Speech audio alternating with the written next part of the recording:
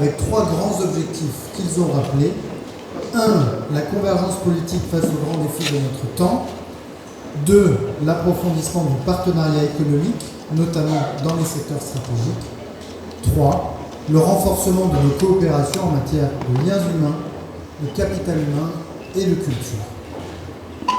La relation entre nos deux pays est d'abord ancrée dans une mémoire partagée, un héritage commun qui nous oblige.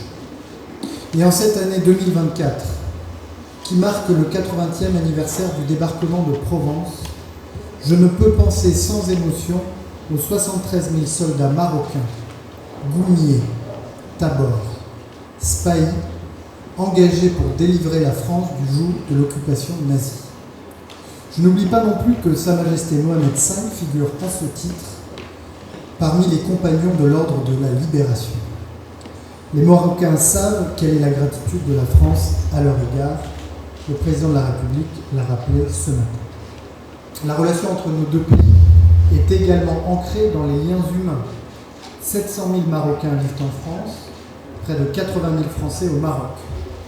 Et au-delà des résidents, tant de Français et de Marocains entretiennent avec l'autre rive des relations intimes où se mêlent les liens familiaux et amicaux, les souvenirs d'études et de voyages, les séjours réguliers, les lectures et les arts.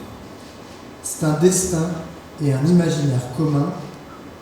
Le Maroc est un arbre dont les racines sont en Afrique, mais qui respire par ses feuilles en Europe, disait Sa Majesté Hassan II.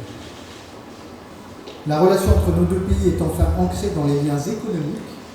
La France est le premier investisseur au Maroc, où plus de 1000 filiales de ces entreprises contribuent à près de 150 000 emplois. Le Maroc est le premier investisseur africain en France quant à lui. Ce partenariat si riche, il nous revient désormais de le tourner vers l'avenir.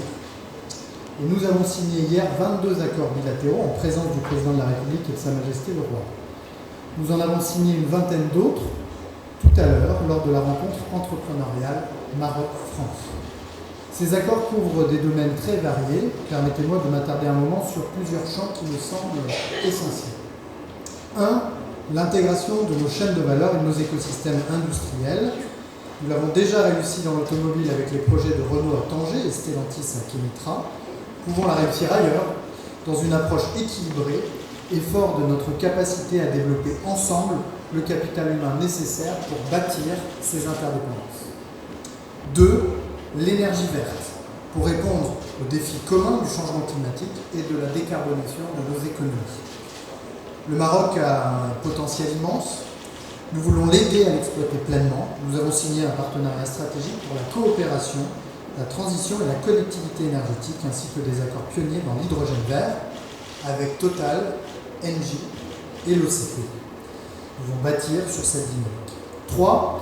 Les infrastructures, domaine dans lequel la France a déjà pu contribuer de façon décisive, notamment dans le ferroviaire, et où elle est prête à faire davantage, en particulier dans la perspective de la Coupe du Monde de football 2030, formidable événement qui va faire rêver nos deux pays. 4. L'Afrique, pour laquelle le Maroc est depuis toujours la porte d'entrée naturelle de la France et de l'Europe.